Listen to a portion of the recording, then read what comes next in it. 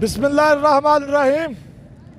इंशाअल्लाह आज हमारा खान रहीम यार खान तशरीफ़ ला रहा है और यह तब्दीली इंशाअल्लाह ज़िला रहीम यार खान का जलसा रिकॉर्ड होगा। ज़िला रहीम यार खान का जलसा पूरे पाकिस्तान में इंशाअल्लाह आज रिकॉर्ड होगा।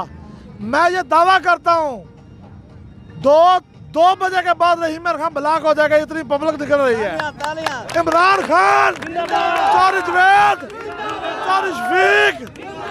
हम इमरान खान के जलसे के लिए रवाना हो रहे हैं बगला मंठार से एक रैली की शक्ल में, और इंशाअल्लाह इमरान खान आज 4 बजे ठीक है रहीम यार खान पहुंच रहे हैं। हम एक बहुत बड़ा काफिला लेके बगला मंठार से रहीम यार खान जलसे में शिरकत कर रहे हैं, और ये आप देखिएगा कि इंशाअल्लाह इतना बड़ा रिकॉर्ड जलसा होगा कि आज के बाद पाकिस्तान में, पूरे पाकिस्तान में इतना बड़ा जलसा इमरान खान को होगा।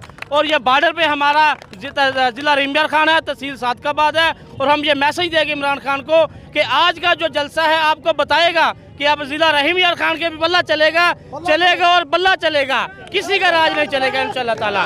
जिंदाबाद जिंदाबाद।